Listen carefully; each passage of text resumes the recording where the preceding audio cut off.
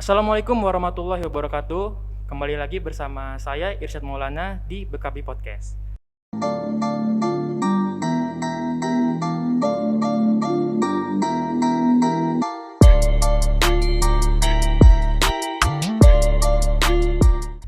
Nah, kali ini kita akan membahas tema yang gak kalah menarik dengan episode sebelumnya, yaitu peran OJK dan juga Bea Cukai dalam meningkatkan ekspor UMKM sebagai upaya pemulihan ekonomi nasional. Nah, lumayan menarik ya, apalagi di masa pandemi sekarang nih, tentunya program PEN ini lagi hangat-hangatnya dibicarakan. Nah, sebelum itu nggak mungkin dong saya sendirian di sini. Pasti saya ditemenin oleh narasumber yang tentunya sangat luar biasa. Ada pertama dari OJK, ada Pak Agus. Selamat datang Pak. Mungkin boleh memperkenalkan diri dulu Pak, ganti-ganti. Baik, Mas Irsan, Mbak Rima. Jadi perkenalkan, nama saya Agus Setiawan Wibowo. Saat ini saya menjabat sebagai Kepala Subbagian Pengawasan Industri Keuangan Non-Bank di kantor OJK Jambi. Dan saat ini pula saya merangkap sebagai Kepala Subbagian Edukasi dan Pelindungan Konsumen, serta sebagai Humas atau Narahubung dari kantor OJK Provinsi Jambi. Wah, luar biasa, banyak banget jabatannya. Saya sampai bingung nyebutin. Lagi banyak rangkap. Lagi banyak rangkap ya. Siap. Selanjutnya ada Kak Mutia. Iya, halo semuanya. Perkenalkan, nama saya Mutia Yamdasari. Saya salah satu staf non-organik di kantor OJK Jambi. Saya di bagian pelayanan. Jadi kalau mau ngecek slik atau pengaduan itu pasti bakal ketemu sama saya. Nah, saya dengar-dengar kakak selain pegawai non-organik juga sebagai Duta Seni Budaya dan Pariwisata sekaligus Duta Inklusi Keuangan ya Kak? Ya, benar sekali. Luar biasa banget. Nanti mungkin boleh saya tanya-tanya sedikit mengenai itu ya Kak? Oke. Yang selanjutnya nih ada yang mungkin kanti-kanti sekalian udah familiar nih sama wajahnya nih. Ada teman saya Kak Rima Safitri Anggriani. Selamat apa nih kalau kakak? Selamat datang. Selamat berbahagia. Boleh Kak memperkenalkan diri lagi Kak? Ya, perkenalkan nama saya Rima Safitri. Saya dari pegawai di Bea Cukai Jambi, khususnya di Seksi Penyuluhan dan Layanan Informasi. Humas berarti itu Kak? Iya, Humasnya Bea Cukai Jambi istilahnya.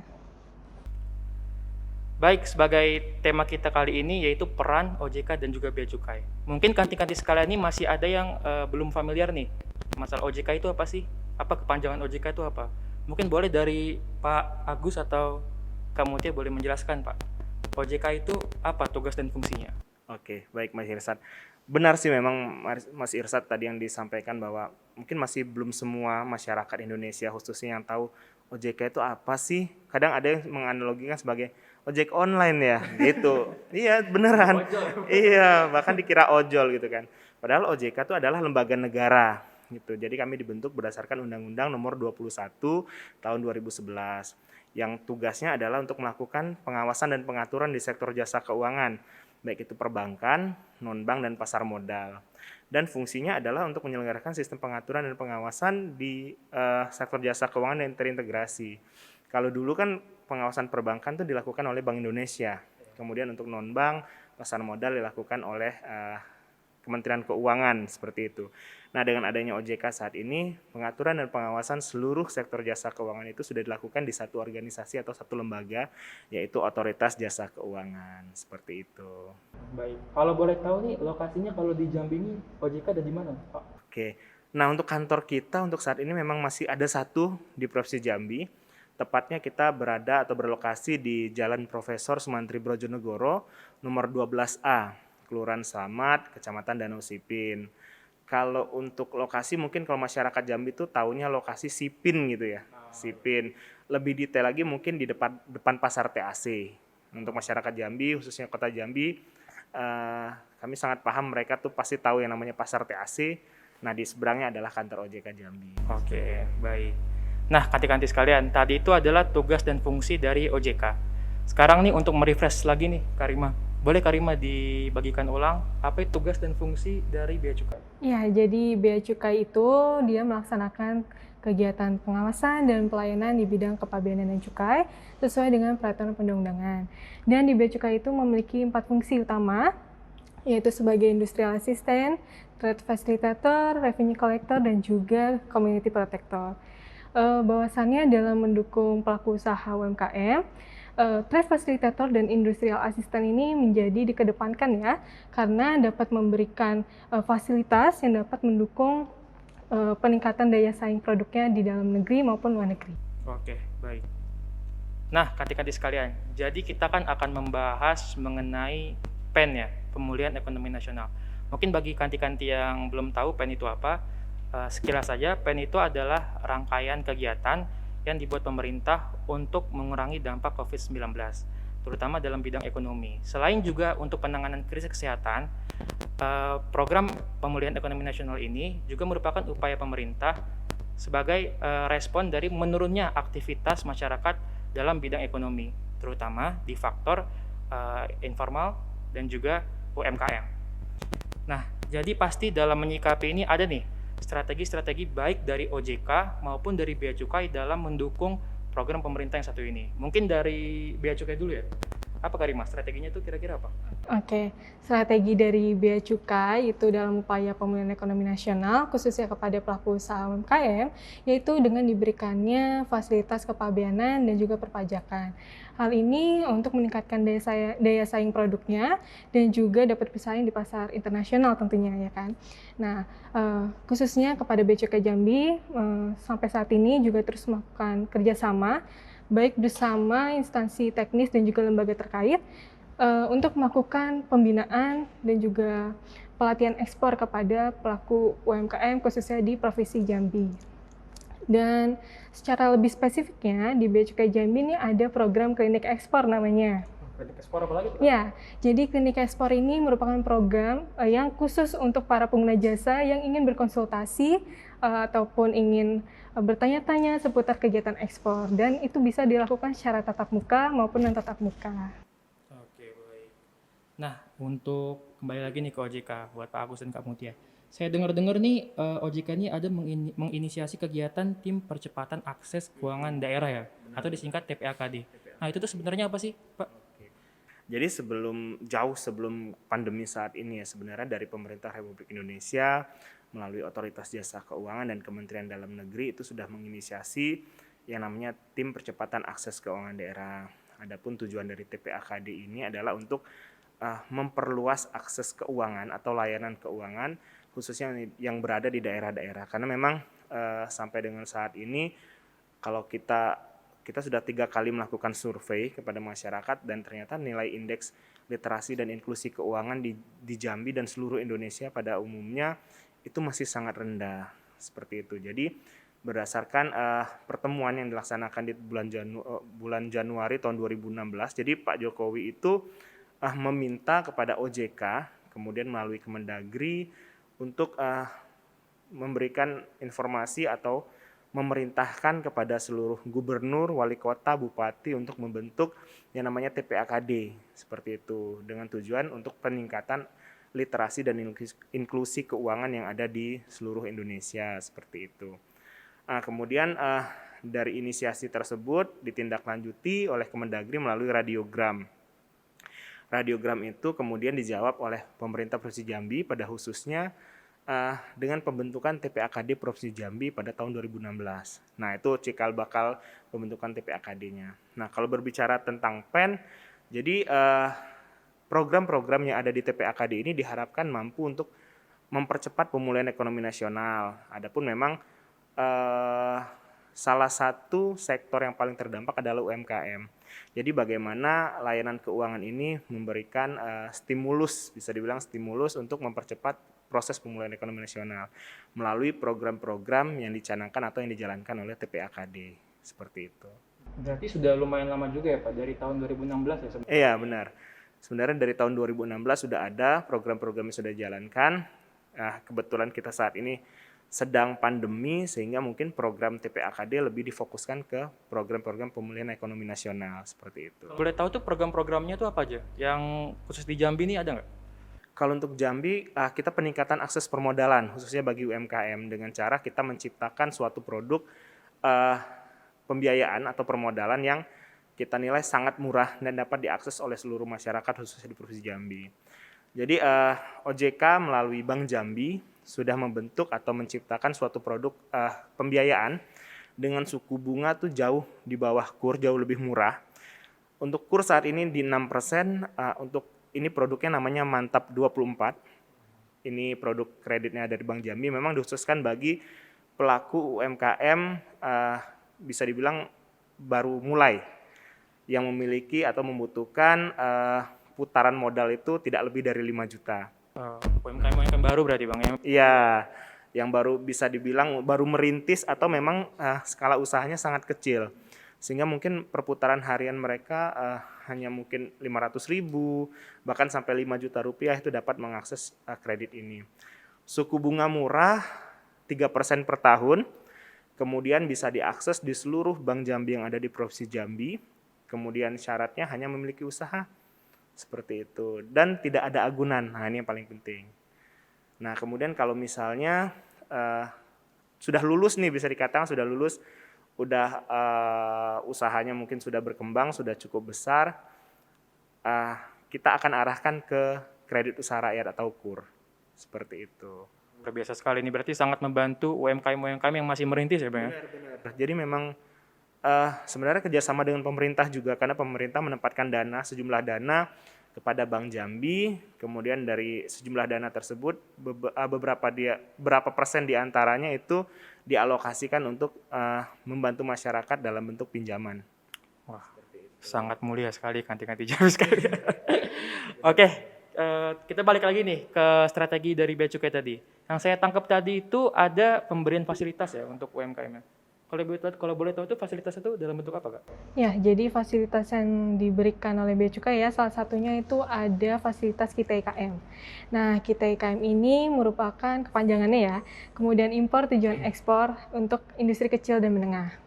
Jadi diberikan pembebasan bea masuk, pajak pertambahan nilai dan atau PPNBM atas impor barang ataupun bahan baku yang nantinya harus diolah, dipasang ataupun dirakit ke produk. Nah, nanti produk jadinya itu harus diekspor. Jadi memang Kita IKM ini orientasinya harus ekspor gitu. Artinya berarti nggak semua barang ya bisa dapat fasilitas ini ya? Ada barang-barang tertentu mungkin ya? Iya, ada barang-barang tertentu yang memang seperti untuk bahan baku, barang contoh untuk pengembangan industri, dan juga mesin untuk penunjang industri juga. Nah, kira-kira tuh dampak positifnya dari pemberian fasilitas tadi ada apa? Pembebasan bea masuk, PPN, PPNBM ya? Kira-kira dampak positifnya itu apa sih Kak yang bakal diterima oleh UMKM? Dampak positifnya itu ini ya, jadi terpangkas biaya produksinya, sehingga para pelaku usaha ini dapat menciptakan nilai jual yang kompetitif ya di pasar dalam negeri maupun luar negeri. Dan juga dapat penyerapan devisa ekspor, terus ada penyerapan tenaga kerja dan juga dampak positif lainnya. Berarti selain rambut yang bisa dipangkas, tadi juga poinnya bisa dipangkas juga. Jadi ini ya, jadi untuk teman-teman pelaku usaha nih yang memang tertarik ingin menggunakan fasilitas Kita IKM, bisa langsung saja datang ke kantor Bea Cukai terdekat nih dari domisili ya kan, nggak mesti harus di kantor Bea Cukai Jambi. Emang kalau kantor Bea Cukai Jambi di mana sih lokasinya? Oh ya, kantor Bea Cukai Jambi itu letaknya di Jalan Nia Sudarso, nomor 3 di Kelurahan Kasang, Kecamatan Jambi Timur, Kota Jambi. Oke, mungkin tadi kalau kanti-kanti Jambi lewat, kalau ada lihat yang biru-biru gitu tuh. Iya, dan jam pelayanannya itu dari hari Senin sampai dengan hari Jumat, pukul 7.30 sampai jam 5. Gitu. Baik. Nah, buat Kak Mutia nih atau buat Pak Agus, terkait adanya pandemi COVID-19 ini dan program pemulihan ekonomi nasional tadi ya Pak, apa ada terdapat program khusus nih dari OJK, terutama bagi pelaku UMKM di Provinsi Jambi? Kalau program terkait pemulihan ekonomi nasional yang diinisiasi oleh OJK sebenarnya secara nasional itu ada 5. Dan ini sebenarnya bisa mewakili seluruh Indonesia sebenarnya, bukan hanya di Provinsi Jambi. Yang pertama yaitu kita memberikan restrukturisasi bagi debitur-debitur UMKM khususnya yang terdampak COVID-19. Nah yang awalnya kemarin kita uji coba mulai dari 2020 sampai 2021 ternyata masih perlu diperpanjang. Sehingga memang kita perpanjang sampai 2022. Ya semoga di tahun depan, di tahun 2022, kondisi khususnya di Indonesia sudah mulai membaik sehingga kami berharap restru ini sudah tidak perlu diperpanjang. Dalam artian sudah ada perkembangan penurunan lah bisa dibilang COVID-19 yang ada di Indonesia. Yang kedua adalah peningkatan literasi dan inklusi keuangan. Karena ini menjadi masalah seperti yang tadi saya sampaikan. Literasi dan inklusi keuangan di Indonesia khususnya itu sangat rendah. Untuk literasi kita baru 38%. Artinya dari 100 orang, literasi ini kita analogikan orang yang sudah ngerti yakin, sehingga dia mau untuk menggunakan produk sektor jasa keuangan. Yang baru ngerti saja tuh baru 38. Kalau kita analogikan di 100 orang misalnya, ya baru 38 orang dari 100 orang yang mengerti, oh ini loh produk perbankan, oh ini loh kredit yang resmi yang diawasi oleh OJK, seperti itu. Nah, namun tingkat inklusi keuangannya sudah cukup tinggi, 76%. Artinya banyak masyarakat yang sudah menggunakan produk jasa keuangan tanpa mengetahui apa itu fungsinya produk tersebut, seperti itu. Misalnya ya dia ikut-ikutan atau misalnya ada keterpaksaan. Nah, kemudian selain itu terkait akses permodalan juga. Banyak masyarakat yang di kondisi pandemi saat ini mungkin membutuhkan tambahan modal, seperti itu. Dengan kekurangan literasi tadi, kekurangan pengetahuan mereka, akhirnya ada oknum-oknum yang memanfaatkan ketidaktahuan tersebut untuk keuntungan pribadi. Misalnya melalui penawaran pinjaman, seperti itu. Bahkan saat ini kan sedang marak yang namanya pinjaman online. Banyak juga tawaran-tawaran, mungkin Mas Irsad, Mbak Rima, Mbak Mutia nih tiap hari mungkin ada aja yang SMS nawarin pinjaman online. Nah, untuk masyarakat yang kurang paham dan memang butuh uang ternyata itu ditanggapi, sehingga ada beberapa kasus yang menyebabkan bahwa boro-boro dapat uang pinjaman, bahkan uang kita keluar terlebih dahulu. Ada yang mengatasnamakan untuk biaya administrasi, ada yang biaya asuransi, sehingga pada saat uang kita keluar, uang yang mau kita harapkan tadi sebenarnya tak kunjung datang gitu. Bahkan itu mengalami kerugian, bukan malah untung. Nah, itu perlunya peningkatan literasi dan inklusi keuangan. Nah, yang ketiga, di kondisi pandemi seperti ini, mau nggak mau ya, adanya pengembangan di sektor digitalisasi. Jadi, baik itu UMKM-nya, mungkin penjualannya melalui digital, kemudian akses keuangannya pun saat ini sudah lebih mengarah ke digital, seperti itu. Nah, kemudian yang keempat,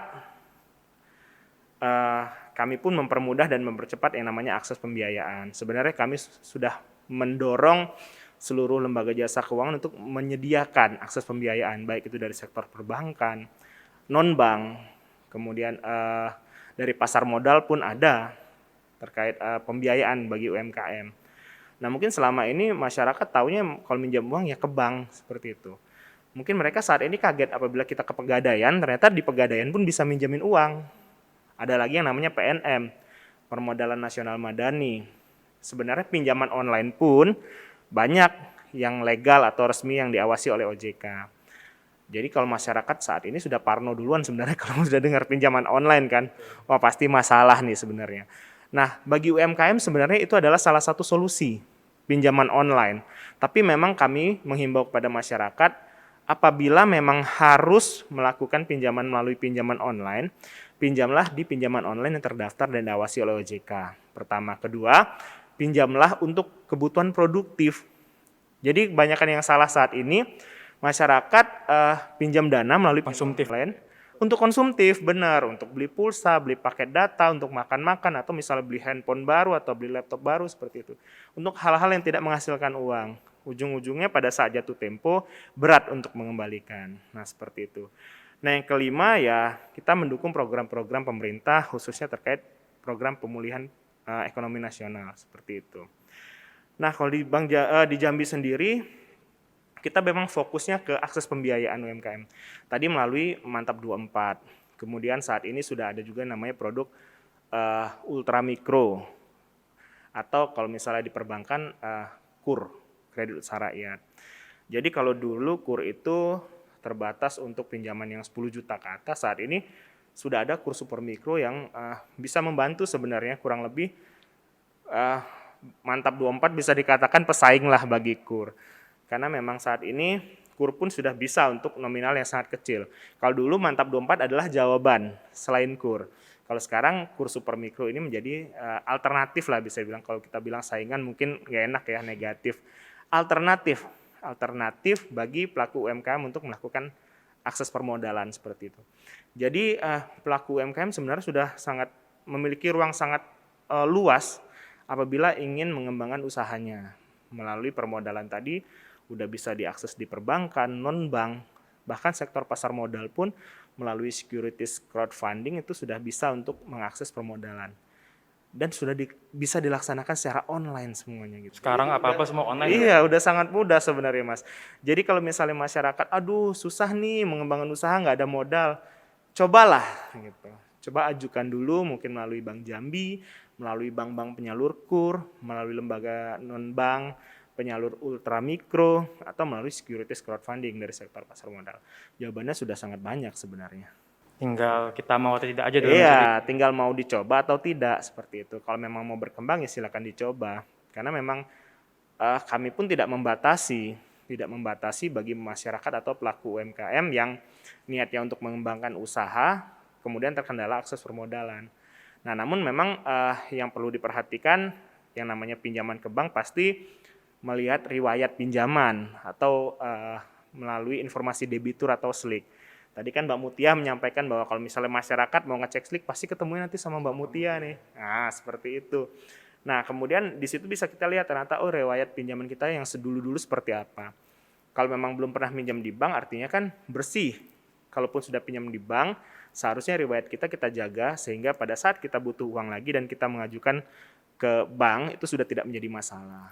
Nah, kebanyakan memang masyarakat tidak menyadari bahwa yang namanya slik itu penting. Riwayat pembayaran itu penting sehingga pada saat bermasalah dan mengajukan kembali ke bank terhambat. Kemudian terhambat minta dibersihin di OJK. Padahal enggak bisa. Riwayat itu akan kelihatan selama 2 tahun terakhir. Seperti itu.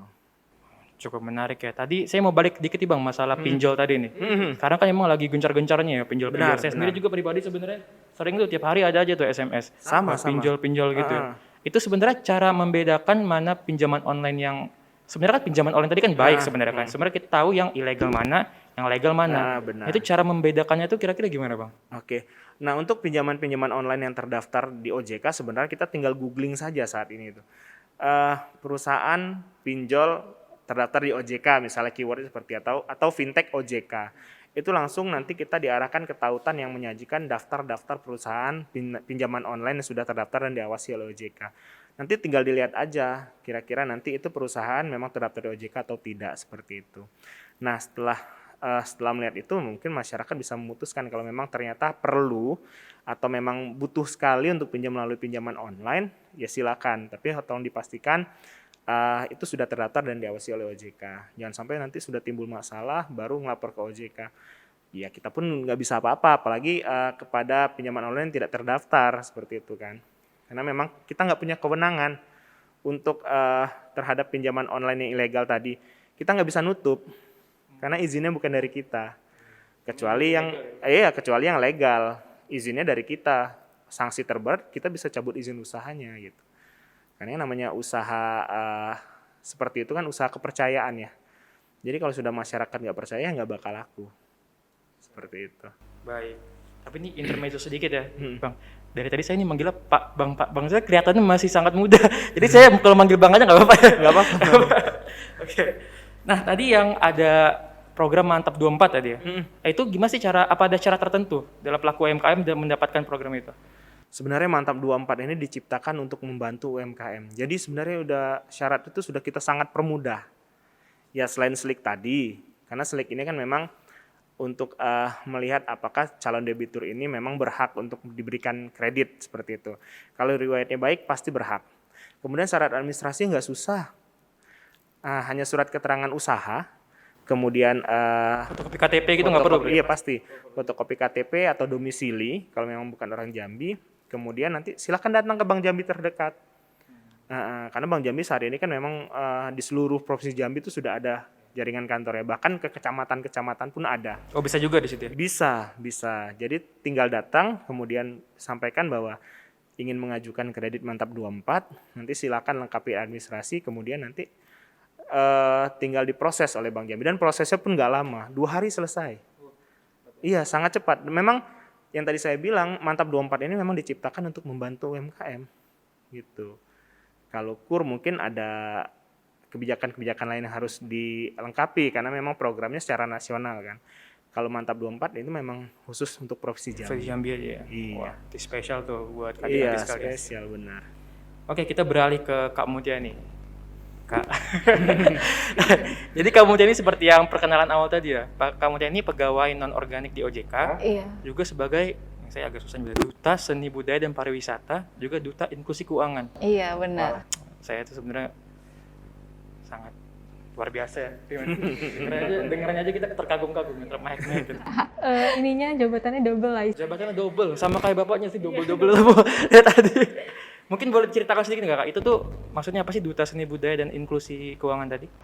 Oke, jadi fungsi dari duta kayak Duta Seni Budaya dan Pariwisata sama Duta Inklusi itu adalah membantu kalau Duta Seni Budaya dan Pariwisata kan berarti Dinas Kepariwisataan, berarti membantu mempromosikan atau mengenalkan, sama juga dengan Duta Inklusi membantu memperkenalkan OJK itu apa, fungsinya apa, dan juga membantu sedikit edukasi, apalagi kan yang ngikut ini kaum milenial semua ya. Nah, jadi kan otomatis sesama milenial lebih banyak linknya kayak gitu. Dari sosial media maupun dari tempat nongkrong itu kan bisa mengedukasi secara spontan atau apa kayak gitu.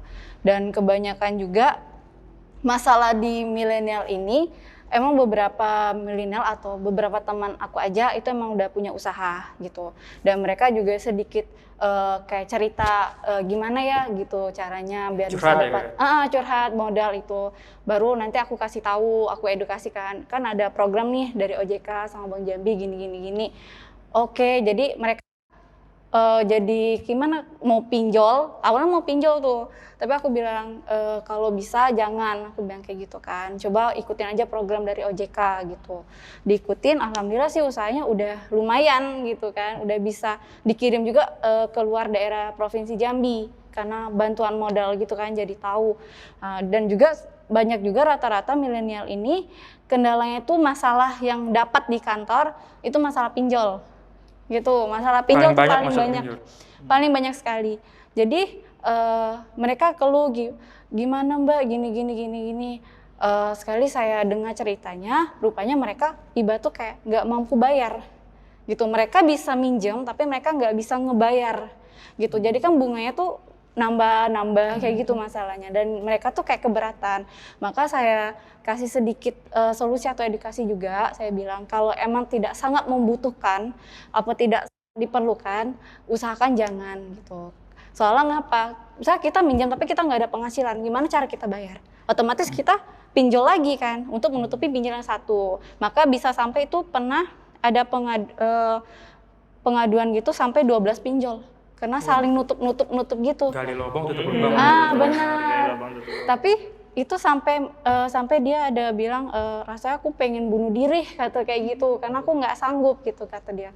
Dan masalahnya juga bilang emang keperluannya untuk apa? Rupanya untuk yang konsumtif gitu. Nah, kayak yang Bang Agus bilang tadi berarti. Iya, kayak mau ganti handphone karena ngikutin lingkungan kemungkin kan. Nah, gitu mau ikut gaya-gayaan, pinjol rupanya nggak telat bayar, pinjol lagi kayak gitu. Kadang juga kesalahannya rata-rata bukannya banyak disalahnya di kita sendiri gitu. Karena mau ngikutin tren malah ngutang di mana-mana dan ujung-ujungnya kita yang aduh gimana ya kayak gitu, kita yang kesulitan sendiri gitu gara-gara pinjol. Sebenarnya pinjol itu emang baik, emang bagus kalau emang benar-benar kita sangat membutuhkan dan kita mampu kayak gitu untuk membayarnya gitu. Misalkan ada perjanjian 15 hari atau sebulan atau berapa bulan gitu kan, kita menyanggupi apa enggak gitu kan. Sebelum itu ada perjanjiannya juga gitu, jangan main setuju-setuju. Kadang kalau yang seusiaku milenial itu kan main setuju-setuju aja gitu, nggak baca dulu tuh yang penting uang masuk, uangnya ada berapa masuk. Yang penting uang masuk, nanti pas per bulannya sekali lihat aduh berat gitu. Langsung ke OJK nanti. Curhat lagi kan. Kadang seperti itu benar. OJK berharap OJK tuh bisa memberikan solusi. Ya padahal kalau untuk online yang tidak terdaftar di OJK kita pun nggak bisa ngapa-ngapain seperti itu. Nah, kamu tadi kebetulan ada teman juga ya yang punya ya usaha-usaha gitu ya. Iya. Menurut kamu ini gimana Kak potensi UMKM di Jambi? Kalau potensi untuk yang aku tahu belakangan ini kayak udah membaik sih, kayaknya sudah bisa maju lebih Cuma lebih pesat lagi UMKM yang sekarang kayak gitu, karena mereka kan juga mendapatkan sedikit edukasi, atau setiap OJK memberikan edukasi, mereka hadir. Oh jadi mereka paham, oh jadi ya gini, kalau aku mau nyari modal ikutin aja kayak OJK, atau mau konsul ke kantor OJK gitu kan, pasti kita akan memberikan solusi yang terbaik gitu. Dan juga mereka bilangnya gimana ya, aku pengen mendapat modal tapi susah gitu kan, gara-gara bunga, mungkin mau pinjam di bank bunganya terlalu besar atau apa. Nah itu untungnya ada program dari OJK yang bunganya tuh di bawah KUR gitu. Mantap 24 itu ya. Jadi itu sangat membantu sekali untuk UMKM yang dari Provinsi Jambi, dan alhamdulillah sih udah lumayan pesat sekarang UMKM-nya. Udah besar-besar semua sih yang aku tahu gitu, termasuk teman aku sendiri gitu. Sebenarnya saya juga penasaran sih, kenapa pemilihan namanya itu Mantap 24 gitu. Kenapa spesifik angka 24? Ada yang tahu? Kalau itu sebenarnya bisa dijawab oleh Bang Jambi sebenarnya.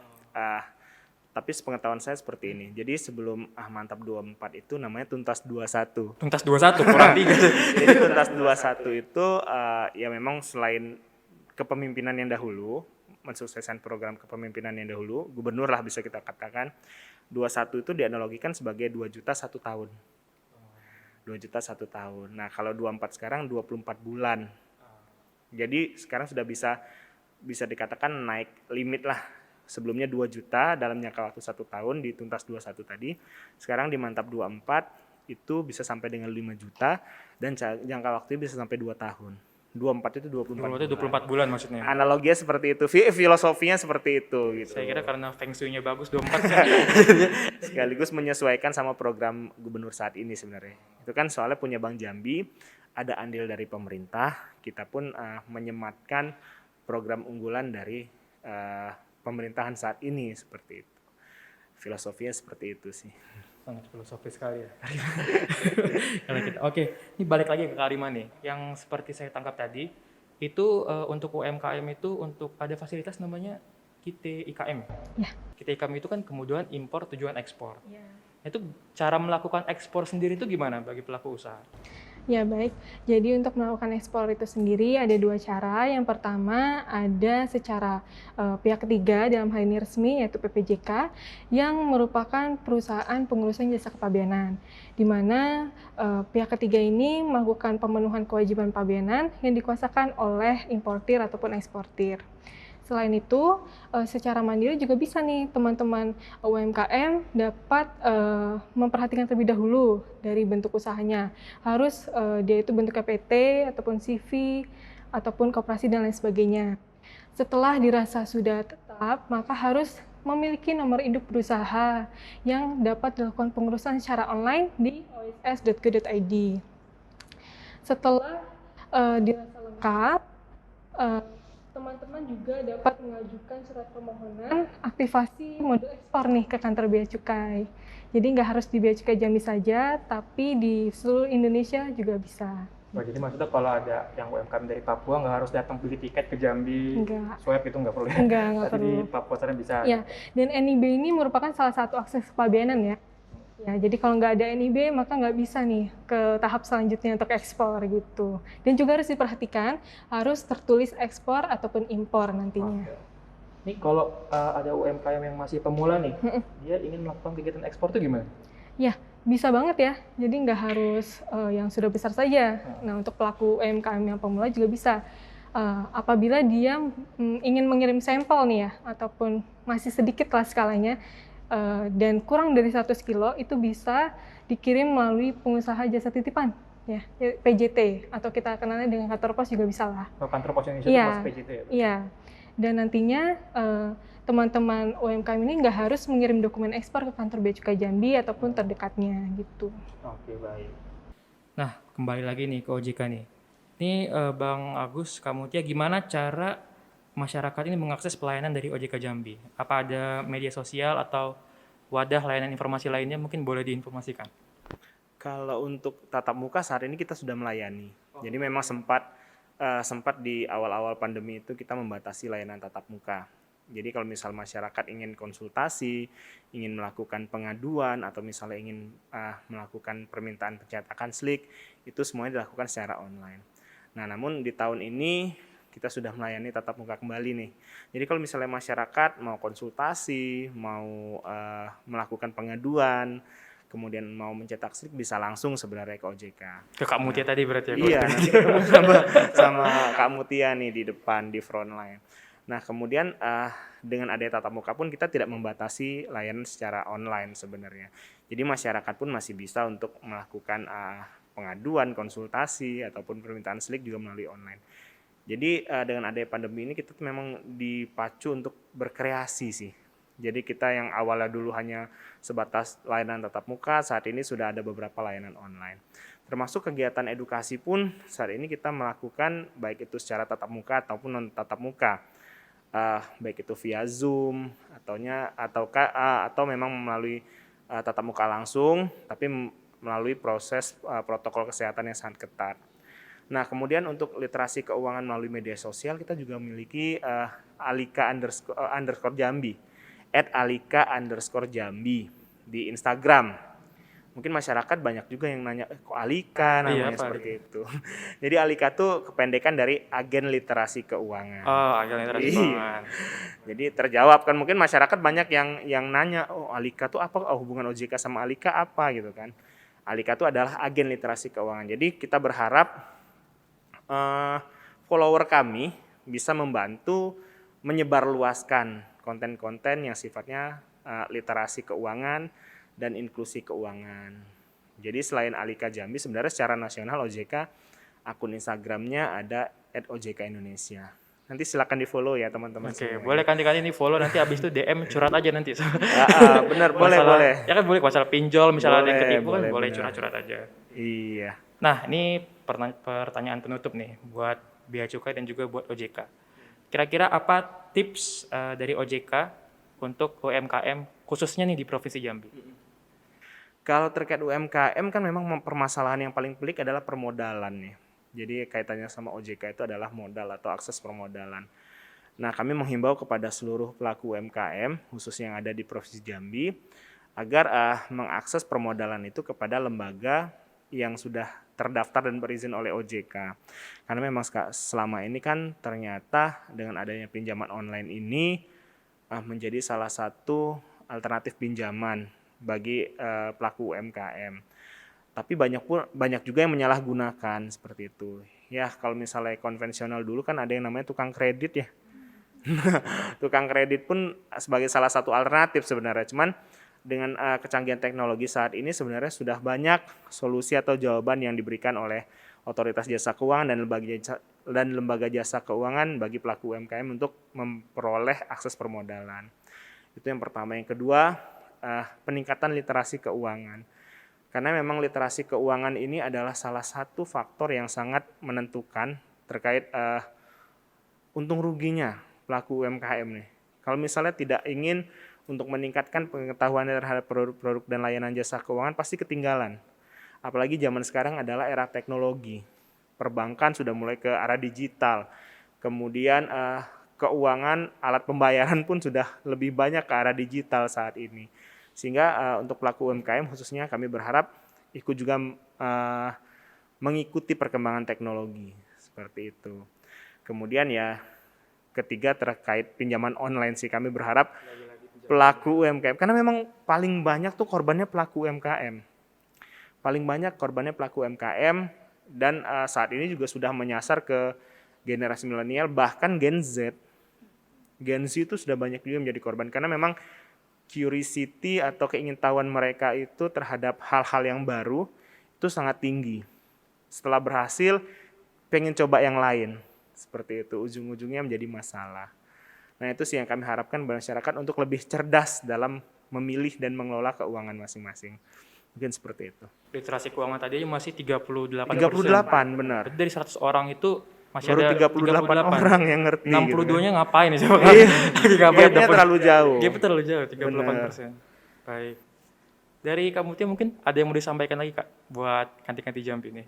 Ya sama aja sih Mas yang disampaikan dengan Bang Agus juga kan tentang palingnya tuh ya pinjol lah gitu.